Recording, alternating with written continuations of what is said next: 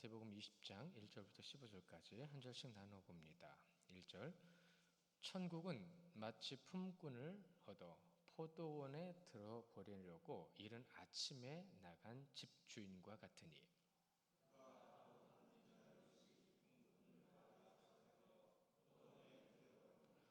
또 제3시에 내가 보니 장터에 놀고 서 있는 사람들이 또 있는지라.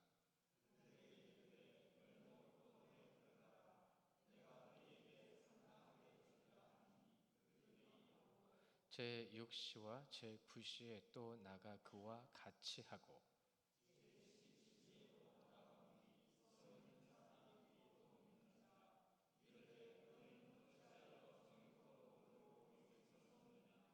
이르되 우리를 품꾼으로 쓰는 이가 없음이니이다. 이르되 너희도 포도원에 들어가라 하니라.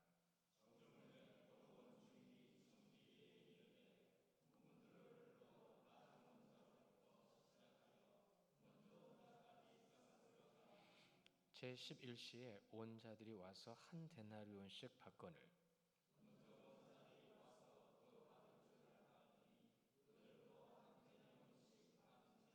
받은 후 집주인을 원망하여 이르되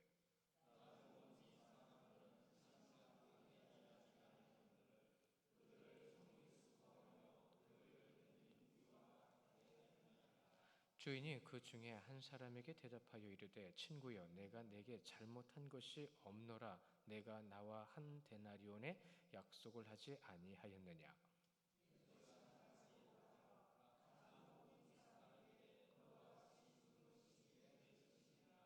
함께 봅니다. 내 것을 가지고 내 뜻대로 할 것이 아니냐. 내가 선함으로 내가 악하게 보느냐. 아멘. 하나님의 은혜가 기반한 공정이란 제목으로 우리 박정기 목사님 말씀 전하십니다.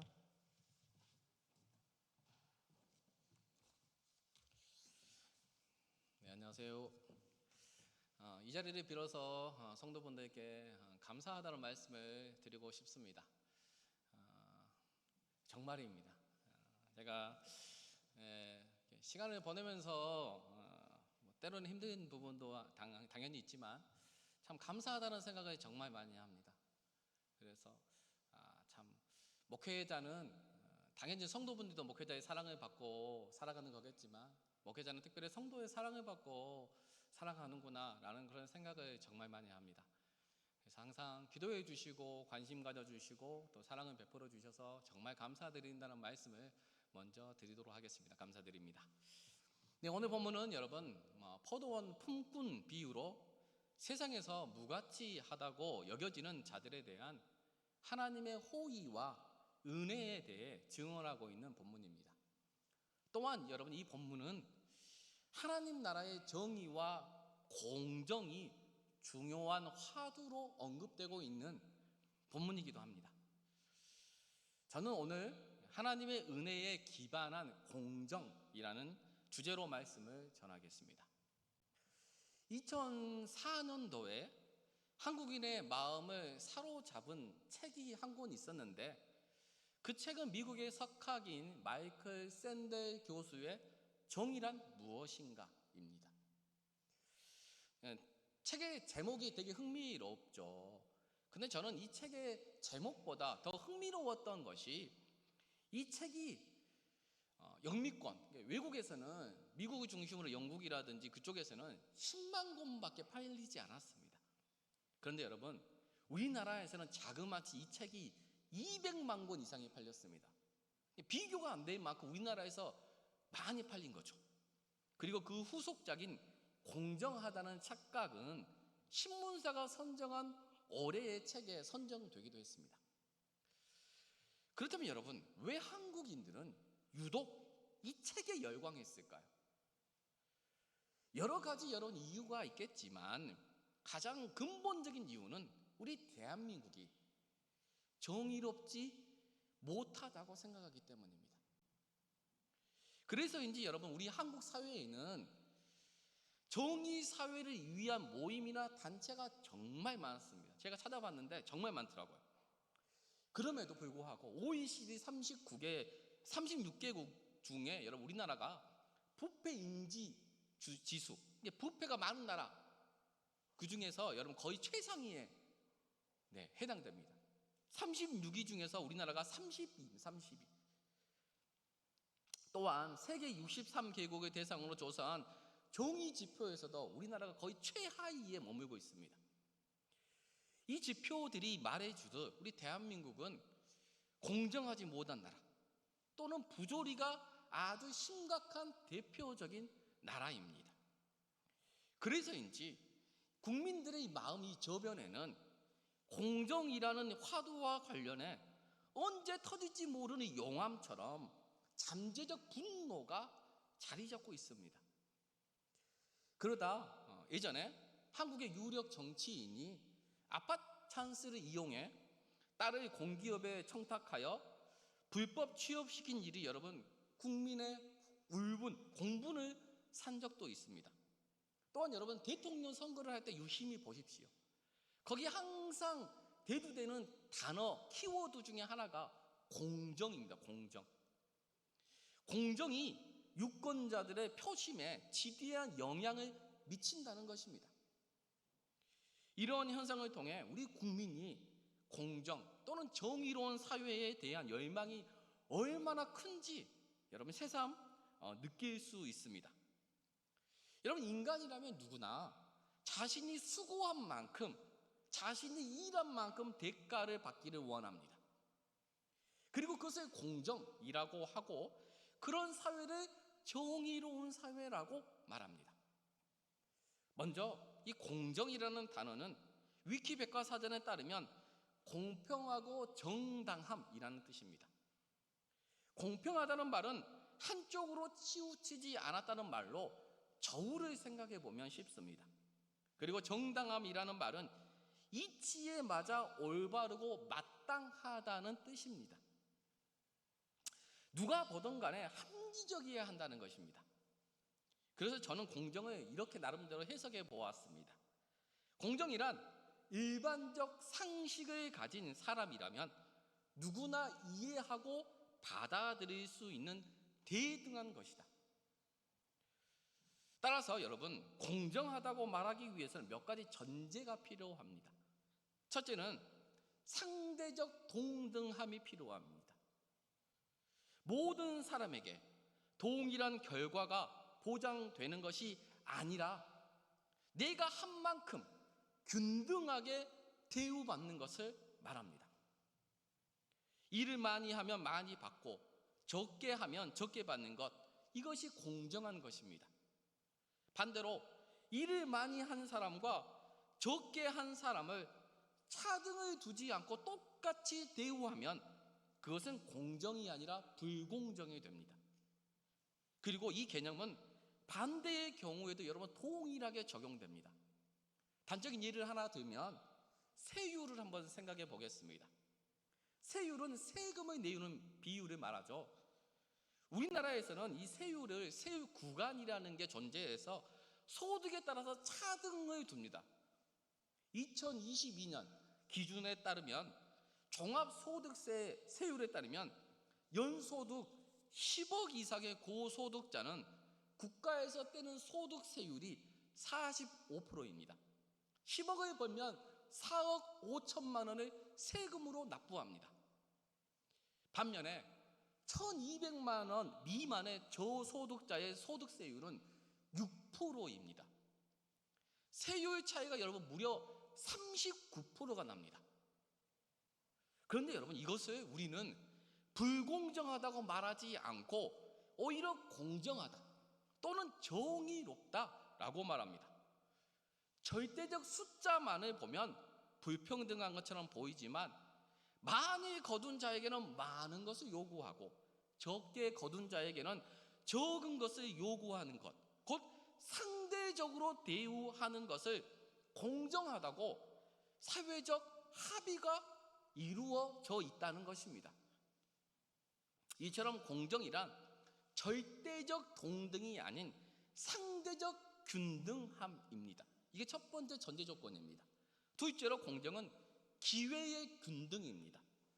우리가 보통 공정한 게임을 논할 때 모두가 같은 출발선상에서 동일한 조건으로 시작하는 것을 말합니다. 따라서 공정은 헌법이 보장하듯 학벌이나 사회적 지위 또는 인종이나 성별로 차별하지 않고 모두에게 균등한 기회를 제공하는 것을 말합니다. 단적인 예로 무상교육이 이에 해당합니다. 이외에도 공정이라는 단어 안에는 국민들이 생각하는 다양한 개념들이 내포되어 있습니다. 그리고 이 공정을 다른 말로 하면 정의입니다. 공정한 사회를 정의로운 사회라고 말하는 것처럼 이 두 단어는 서로 대체 가능합니다. 따라서 오늘 본문에서는 이 두 단어를 동의어로 간주하여 사용하도록 하겠습니다. 그렇다면 성경은 공정은 어떻게 정의할까요? 레위기 25장의 희년과 안식년법에 따르면 그 해가 되면 빚을 탕감하고 자유를 선포하며 부동산을 원소유자에게 다 돌려주라고 말합니다. 그 이유는 간단합니다.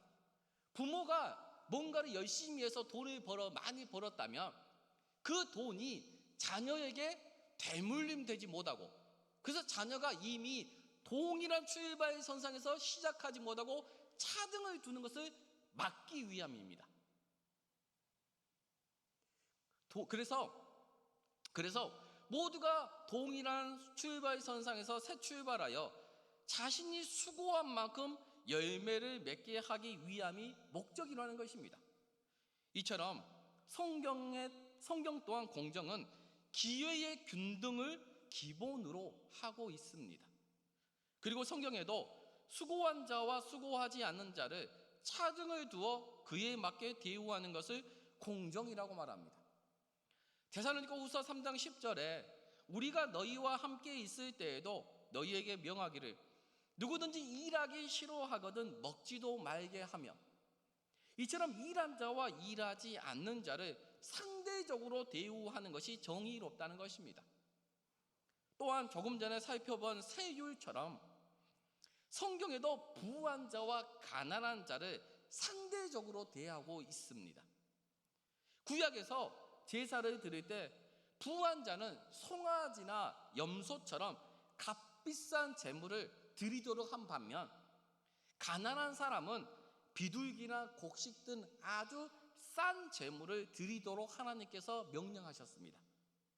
이처럼 성경의 공정 개념도 세상의 공정과 매우 유사하다는 것을 알 수 있습니다.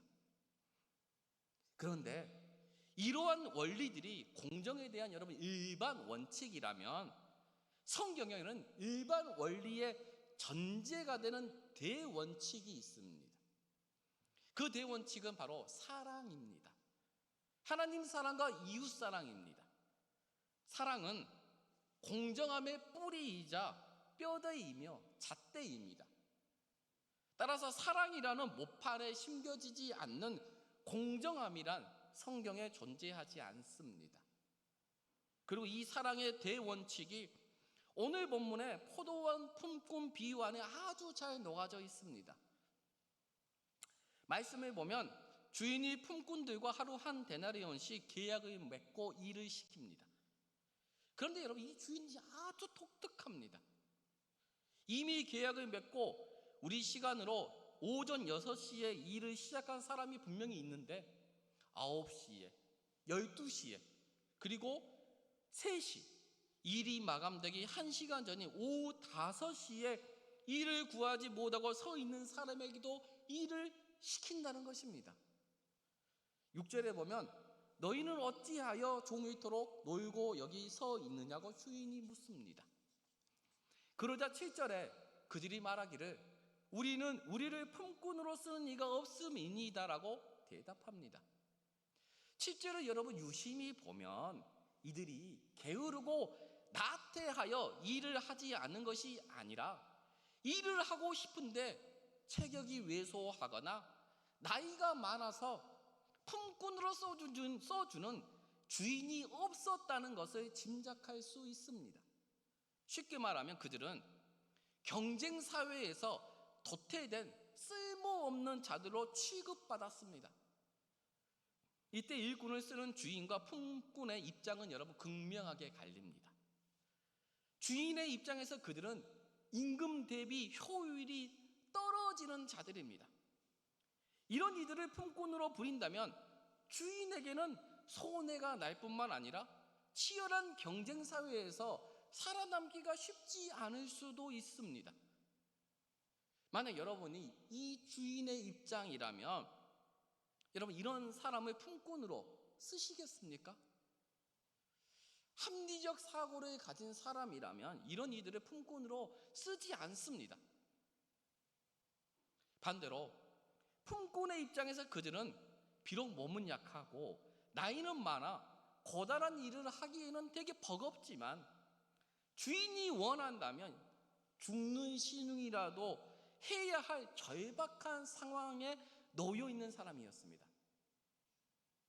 그들의 상황을 짐작해 볼 수 있는 대목이 일할 시간이 1시간밖에 남지 않았음에도 그때까지 주인의 선택을 받기 위해 그 자리에 머물러 있었다는 것입니다.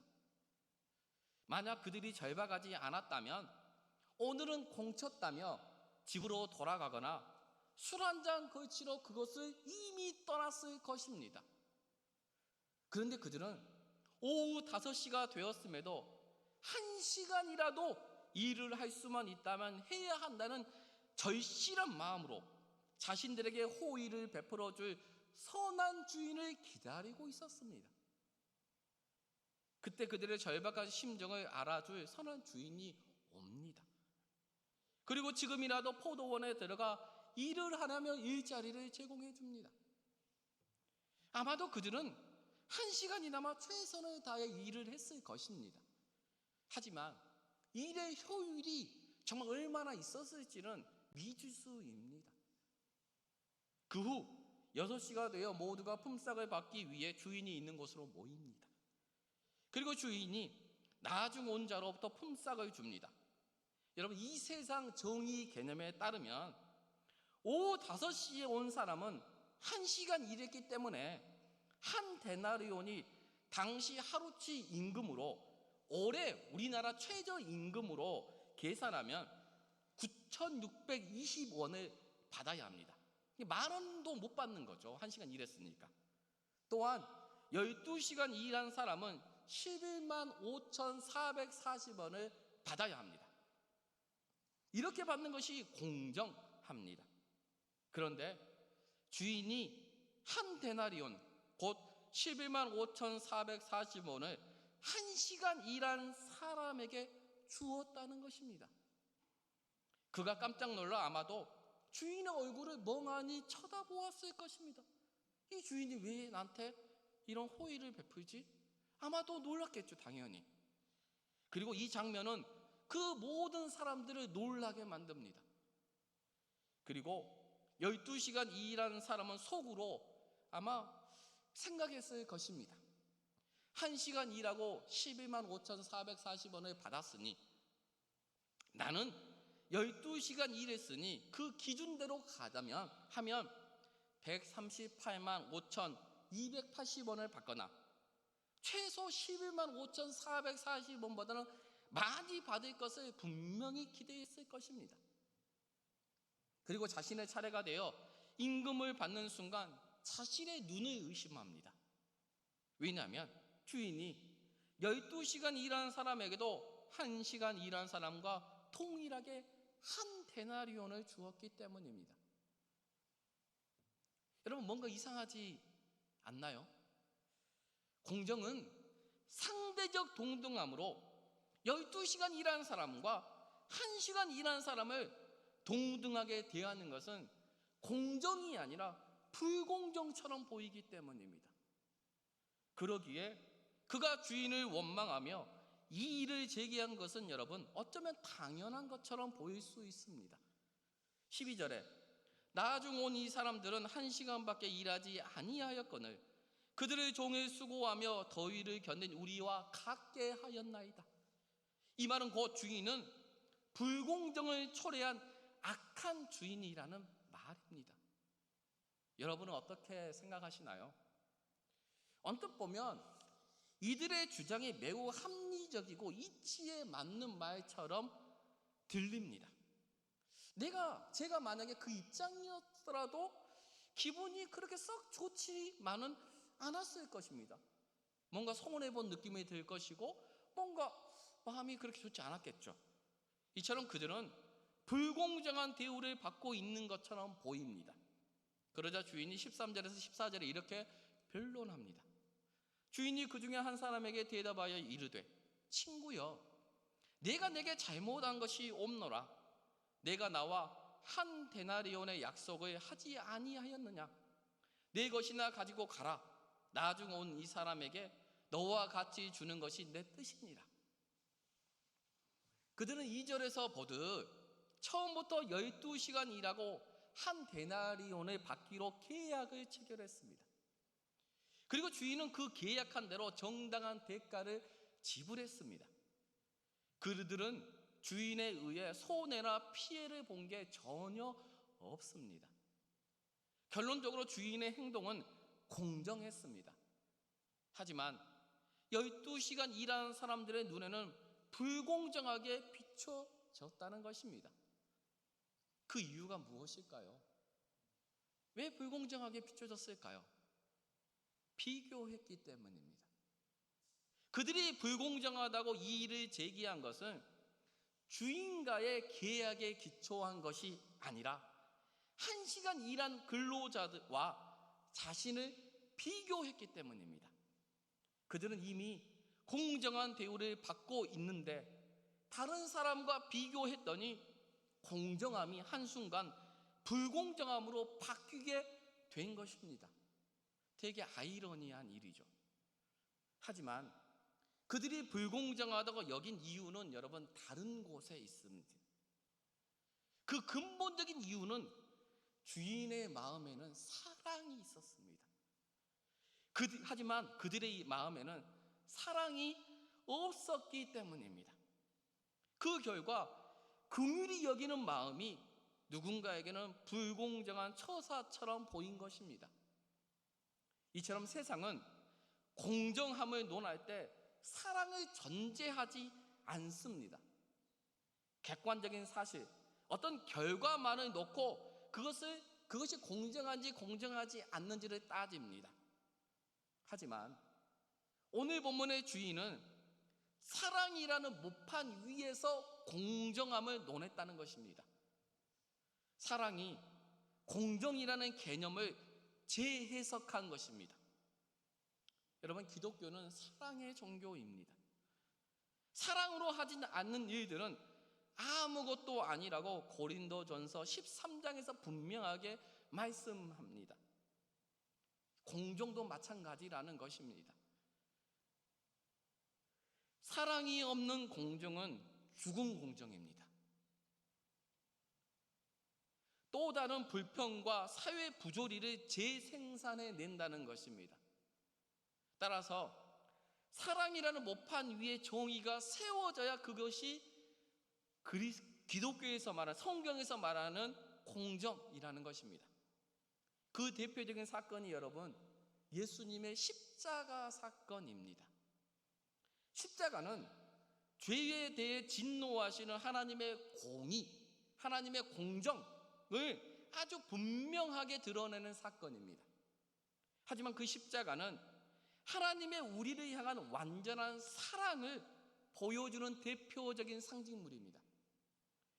여러분, 그 사랑 때문에 우리가 십자가를 두려워하는 것이 아니라 사랑하게 되는 것입니다. 이처럼 하나님의 정의는 반드시 사랑을 전제한다는 것입니다. 그렇다면 우리는 사랑의 모판 위에 정의를 논하고 있을까요? 아니면 보여지는 현상만으로 공정을 논하고 있는 것은 아닐까요? 우리 스스로를 한번 돌아보아야 합니다. 그렇다면 왜 이 주인은 오후 3시나 5시에 온 사람에게도 한 데나리온씩 동일한 품삯을 주었느냐는 것입니다. 오늘 본문에 유심히 보면 이 사람들의 특징이 무엇이냐면, 이 사람들은 자기 땅을 소유한 사람들이 아닙니다. 또한 당시에는 정규직이나 비정규직이라는 개념 자체가 없었지만 현대 상황으로 바꾸어 보면 그들은 정규직이 아닌 일용직 근로자입니다. 쉽게 말하면 하루 벌어 하루 먹고 사는 사람이라는 뜻입니다. 그리고 이들은 성인임과 동시에 남성이었을 것이고 한 가정의 가장이었을 것입니다. 그래서 앞서 언급했던 일할 시간이 1시간밖에 남지 않았음에도 일할 기회가 주어질 가능성이 거의 희박한 상황에서도 집에 가지 못하고 그곳에 무턱대고 있을 수밖에 없었던 이유가 그가 한 가정의 가장이었기 때문입니다. 그리고 일을 하지 못하면 밥을 굶게 될 연로한 부모님과 아내가 있었을 것이고 아버지가 번 돈으로 사올 양식을 손꼽아 기다리는 토끼 같은 자식들도 여럿 있었을 것입니다. 이처럼 그의 어깨에는 가족의 생사가 걸려 있었습니다. 그래서 일자리를 구하지 못하고 있을 당시 그의 심정은 아마도 비가 한 방울도 오지 않아 땅이 쩍쩍 갈라지는 땅처럼 애 같았을 것입니다. 그는 절박했습니다. 생사의 갈림길에 놓여 있었습니다. 아마도 보릿고개를 경험하신 성도분들은 이 품꾼의 마음이 어느 정도 공감이 갈 것입니다. 그런데 이런 품꾼의 형편을 주인이 알았다는 것입니다. 보통 주인은 품꾼들의 이 형편을 모르는 것이 일반적입니다. 근데 이 주인은 알았습니다. 그러니 1시간밖에 남지 않았음에도 일자리를 준 것입니다. 주인은 자신의 입장이 아닌 품꾼의 입장에서 그들을 고용했습니다. 강자가 아닌 약자의 입장에 서 있었다는 것입니다. 그는 주인의 위치였지만 스스로를 종의 위치로 내려갔습니다. 우리 주님이신 예수님처럼 말입니다. 그리고 그 결정은 주인에게 믿지 있는 장사였습니다. 이득될 것이 전혀 없었습니다. 그럼에도 주인은 그들을 고용했을 뿐 아니라 한 시간의 일당이 아닌 하루치 일당을 주었습니다. 그것은 주인이 품꾼의 입장에 서 있었기 때문에 가능한 일입니다. 어느 입장에 서 있느냐에 따라 여러분 정반대의 결정을 하게 된다는 것입니다. 이 주인이 주인의 입장에 서 있었다면 절대로 한 데나리온을 주지 않습니다. 하지만 품꾼의 입장으로 내려갔기 때문에 품꾼의 마음과 형편을 알았기 때문에 그렇게 줄 수 있었던 것입니다. 당시 사회는 대가족 사회였습니다. 한 가족 안에 최소 5명 이상, 많게는 10명 넘는 가족이 함께 살아가는 시대였습니다. 그런데 9,620원을 받고 그 많은 가족이 하루를 살아낼 수 있을까요? 그 돈으로는 연로하신 부모님과 어린 자녀들의 입에 풀칠도 하지 못합니다. 그들에게 필요한 돈은 최소 한 데나리온 11만 원이 필요했다는 것입니다. 한 데나리온을 주지 않으면 가족의 생계를 유지할 수 없다는 사실을 주인은 알았다는 것입니다. 그래서 그 가족이 전부 먹고 살기에 부족함이 없도록 주인의 입장이 아닌 품꾼의 입장에서 한 데나리온을 준 것입니다. 주인의 이러한 행동에는 앞서 언급했던 여러분 사랑이 전제되어 있습니다. 사랑이 아니고서는 절대 이렇게 행할 수 없습니다. 왜냐하면 1시간 일한 사람에게 준 그 한 데나리온은 원래 주인이 가져가야 할 몫이었기 때문입니다. 주인은 자신이 가져가야 할 그 데나리온을 1시간 또는 3시간 일한 품꾼들에게 나눠주었습니다. 품꾼의 수에 따라 주인의 입장에서 이익은커녕 본인에게 큰 손해가 발생할 수도 있습니다. 이처럼 사랑을 전제한 정의나 공정은 내가 손해를 감내하지 않고는 이루어지지 않는다는 것입니다. 그냥 되는 것이 아니며 말로 되는 것도 아닙니다. 희생과 수고 없는 정의는 존재할 수 없다는 것입니다. 아무리 우리가 정의로운 사회, 공정한 사회를 여러분 논한다 할지라도 우리가 희생하지 않으면, 우리가 수고하지 않으면, 우리가 어떤 대가를 지불하지 않으면 그런 사회는 오지 않는다는 것입니다. 이처럼 사랑은 나의 입장이 아닌 상대방의 입장에서 그들을 대우하는 것입니다. 또한 그들이 인간다운 삶을 살 수 있도록 풍성하게 채워주는 것을 말합니다. 그리고 성경은 이것이야말로 진정한 하나님 나라의 정의이며 공정이라고 말합니다. 그런데 세상이 볼 때에는 이러한 처사가 매우 불공정하고 정의롭지 못한 것처럼 보인다는 것입니다. 왜냐하면 세상의 공정은 하나님 나라의 대원칙인 긍휼, 곧 사랑이 희미하기 때문입니다. 오늘 말씀의 중심에는 모든 피조물들이 균등하고 풍성하게 잘 사는 세상을 꿈꾸는 하나님 아버지의 사랑이 여러분 전제되어 있으며 담겨 있습니다. 하지만 사랑에는 희생이 따르는 것처럼 정의나 공정에도 희생과 수고가 따른다는 것입니다. 그렇다면 오늘 말씀을 우리의 현실에 여러분 어떻게 적용할 수 있을까요? 아마 성도분들 중에는 자기 사업이나 자기 가게를 경영하시는 분이 있을 수 있습니다. 그리고 그 사업체에는 분명히 근로자들이 있을 것입니다. 여러분 그들을 대할 때 이 품꾼의 이 포도원 주인의 마음으로 대해야 된다는 것입니다. 그들을 나의 이익을 위한 도구로 대해서는 안 된다는 것입니다. 반대로 내가 그들을 위해 사업체를 운영한다는 마인드가 있어야 한다는 것입니다. 그러기 위해서는 여러분 내 안에 포도원 주인의 마음이 있어야 합니다. 주인의 마음 없이는 나의 입장이 아닌 그들의 입장에 서 있을 수 없기 때문입니다. 또한 우리 주위에는 여러분 경비원들이나 청소부들, 파지를 줍는 분들 또는 택배 노동자들이나 감정 노동자들 같은 사회적 약자들이 되게 많습니다.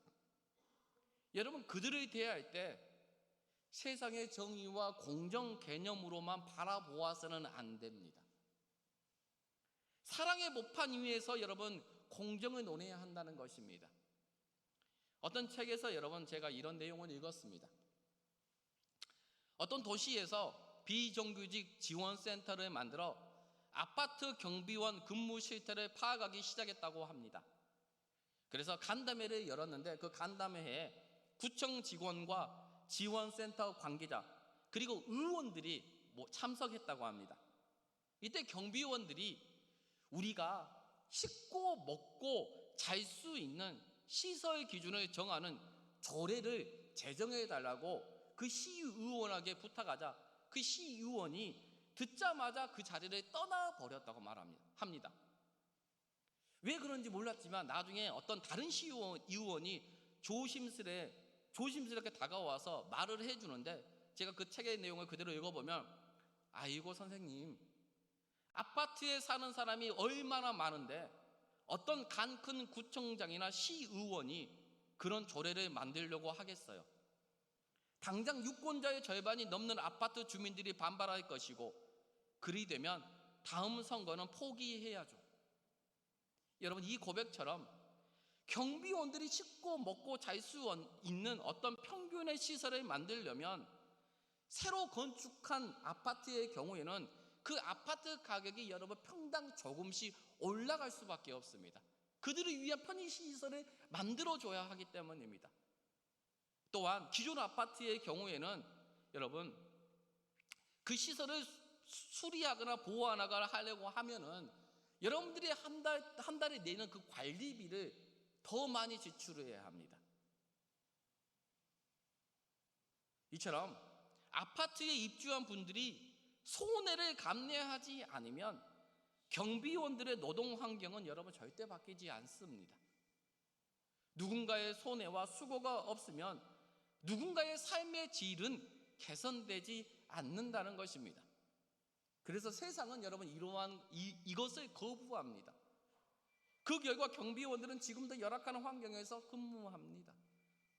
그렇다면 그리스도인은 어떻게 해야 될까요? 우리는 어떻게 해야 할까요? 만약 여러분이 거주하는 아파트 입주자 회의에서 경비원들을 위한 시설 확충과 보수를 위해 관리비를 지금보다 더 많이 납부하는 것에 대한 여러분 주민투표나 입주자 투표가 진행된다면, 실시된다면 여러분은 어떤 선택을 하시겠습니까? 우리가 주는 월급을 받고 있으니 열악한 환경에서 근무하는 것은 당연한 것이라고 외면하시겠습니까?